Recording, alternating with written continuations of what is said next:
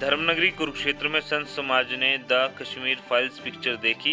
Picture देखने के उपरांत महंत बंसीपुरी ने कहा, जो हिंदू धर्म के लोग कश्मीर छोड़कर अन्य राज्यों में गए थे, उन्हें दोबारा वापस उनके घर भेजा जाए। कश्मीर भारत का अभिन्न अंग था, वह है, वह रहेगा। दरअसल रोजाना शहर की समाज सेवी संस्थाओं द्वारा इस फिल्म को दिखाने के लिए भारी संख्या में लोगों को प्रेरित कर फिल्म दिखाने के लिए लाया जा रहा है। इसी कड़ी में संत समाज के लोगों ने भी इस फिल्म को देखा और फिल्म को देखने के बाद पत्रकारों से बातचीत करी। बंसीपुरी महाराज ने कहा कि हम सरकार से मांग करते हैं कि जो लोग हिंदू धर्म के लोग कश्मीर छोड़कर व अन्य राज्यों में गए थे, उन्हें दोबारा से उनके घर भेजा जाए। अनूप गिरी महाराज ने कहा कि कश्मीर में हिंदुओं के साथ जो हुआ वह एक दर्दनाक घटना है और इसे आज एक पिक्चर के में शामिल करके जब हमने देखा तो आंखों में आंसू आ गए। कुरुक्षेत्र से तुषार सैनी की रिपोर्ट।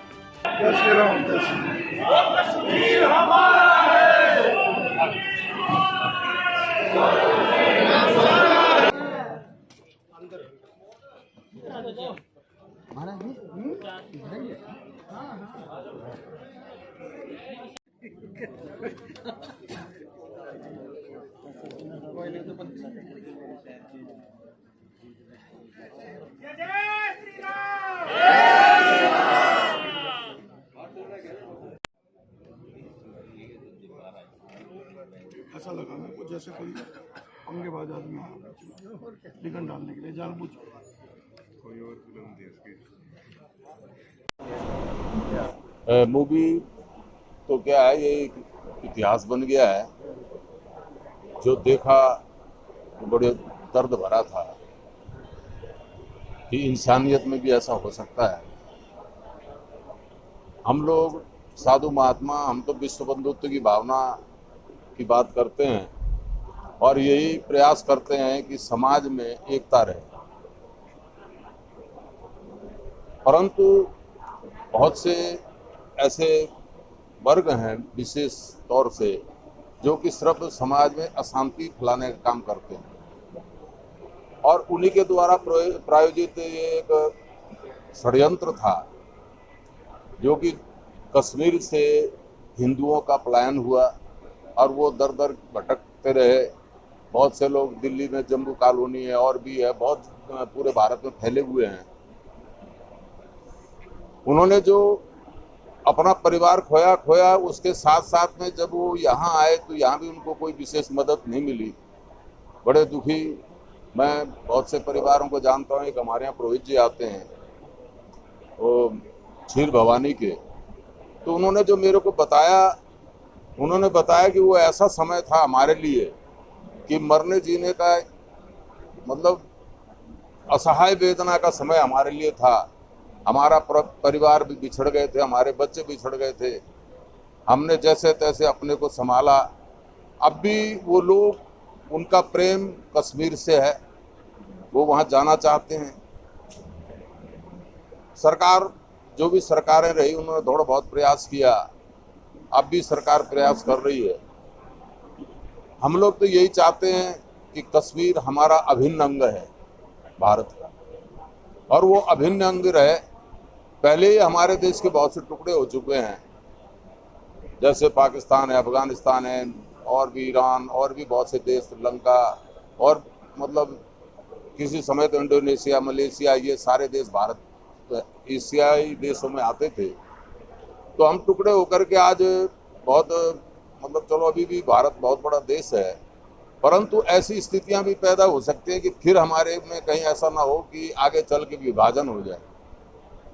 तो आज हमको सभी को, जो भारत के नागरिक हैं, चाहे वो किसी भी संप्रदाय से संबंध रखते हों, अपने देश के लिए हमको जापान से सीखना चाहिए कि वो देश प्रेम की भावना क्या होती है। वो लोग अपने जीवन की आहुति अपने देश के लिए दे देते हैं, परंतु हम अपने देश को स्वयं कमजोर कर रहे हैं। जहाँ तक हिंदुओं की बात है, हिंदू धर्म एक विशाल विचारधारा है और ये विशाल विचारधारा जो है विश्व बंधुत्व की भावना से उत्प्रोत है। हम सभी की मंगल कामना करते हैं, सभी के लिए मंगल कामना करते हैं और सबके लिए भगवान से प्रार्थना करते हैं। हमारे यहाँ जब भी पूजा पाठ कोई भी चीज़ होती है तो हम लोग जो है यही नारा, मतलब हमारा एक उद्घोष होता है कि विश्व का कल्याण। ऐसी धारणा शायद ही किसी अन्य धर्म में हो। तो जो सनातन धर्म है और सनातन धर्म के जो अनुयायी हैं उनको, और हमारे देखिए हमारे हिंदू संस्कृति से जितनी भी विचारधाराएं हैं, जिनको हम संप्रदाय कह सकते हैं, धर्म तो एक धारणा होती है, विचार होते हैं। धर्म को किसी संप्रदाय से नहीं जोड़ा जा सकता है क्योंकि वो तो स्थिर है, न वो किसी में वो कटता है, न बढ़ता है, न छोटा होता है, न उसमें कोई, वो तो स्थिर चीज़ है। तो धर्म हमारा सिद्धांत है, परंतु जो हमारे संप्रदाय हैं वो भिन्न भिन्न रूप में कार्य कर रहे हैं। तो वो अधिक से अधिक, बहुत से अभी भी हमारे में है, कोई जरूरी नहीं है कि कोई विशेष वर्ग विशेष से हमारा कोई मतलब हो। मतलब तो यह है कि हिंदू को ही कमजोर कर रहे हैं।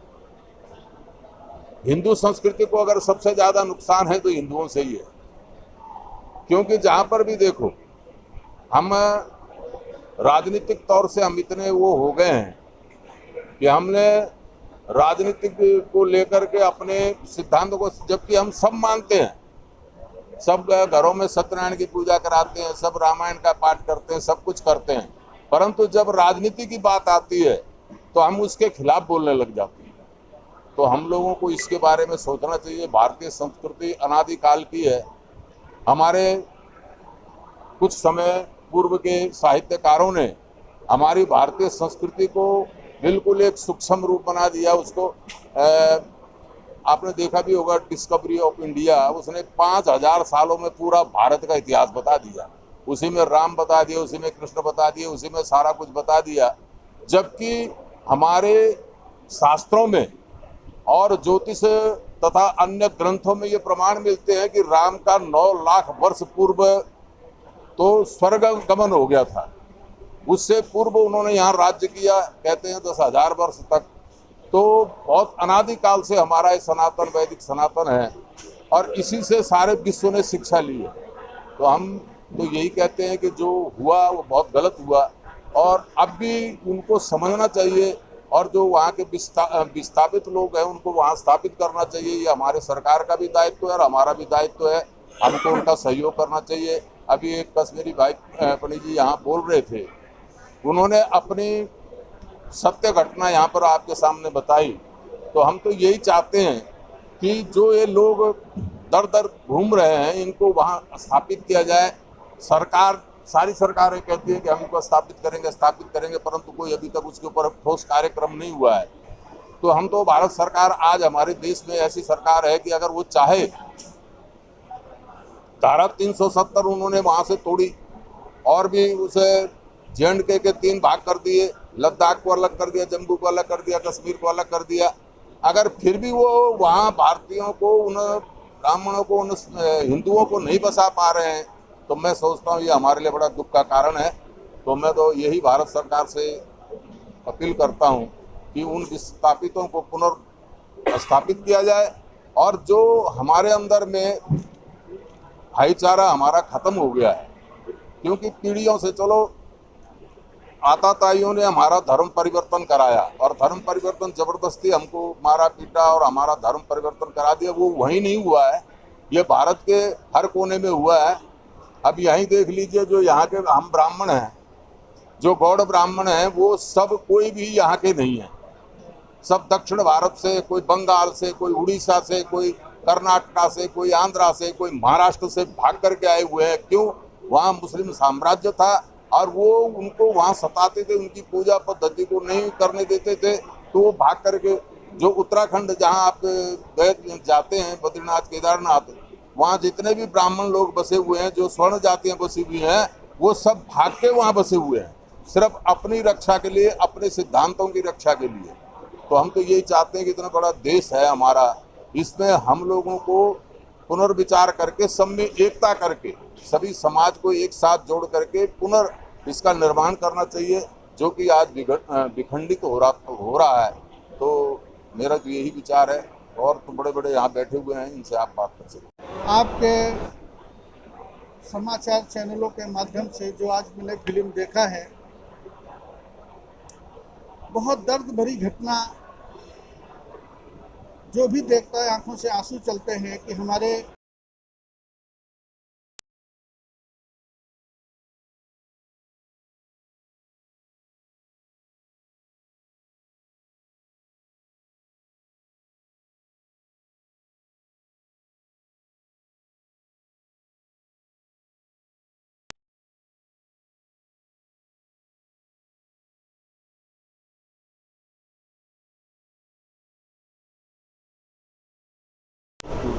जैसे ये फिल्म दिखाई गई है, इस प्रकार हमारे भारत में जो बड़े बड़े तपस्वी संत हैं, जिन्होंने घर परिवार छोड़ करके समाज के बड़े बड़े काम कर रहे हैं, एक बार उनके ऊपर भी अलग अलग संतों के समाज को, युवाओं को दिखाया जाए, ताकि उनको हमारी संस्कृति के बारे में पता चल सके।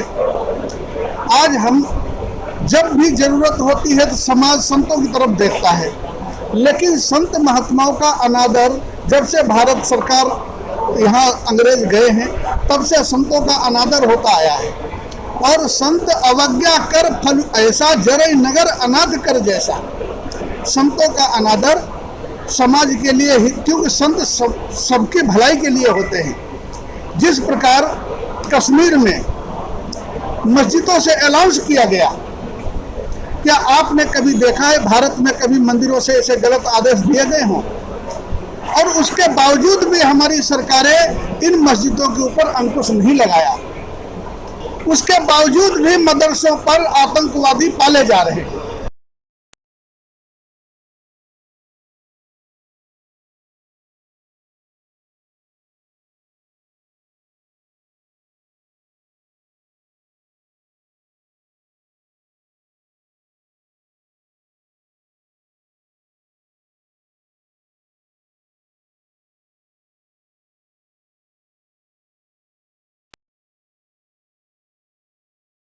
खास उनके जीवन से सीखो। उन पर भी संतों के, महापुरुषों के जीवन पर फिल्में बने और हमारे युवाओं को दिखाई जाएं, ताकि हमारे युवा भी त्याग और वैराग से अपने आप को मजबूत बनाएं। और हम साथ साथ में ये भी कहेंगे कि ये जो फिल्म है, ये जो कृत्य है, ये अब समय ये आ गया है कि अब ज़्यादा नागों को न पाला जाए। और भारत सरकार के अंदर अगर थोड़ा भी भारत संस्कृति को बचाने का संकल्प है तो पाकिस्तान और अफगानिस्तान पर अटैक करके इनको ख़त्म किया जाए और तालिबान में भारत का झंडा लहराया जाए। जो अखंड भारत का संकल्प हमारा है उसको पूरा करके दिखाया जाए, क्योंकि अब आर पार की जंग होगी। हमने बहुत सह लिया है, बहुत देख लिया है। अब हमारा सनातन धर्म स्वीकार नहीं करेगा। जय श्री राम।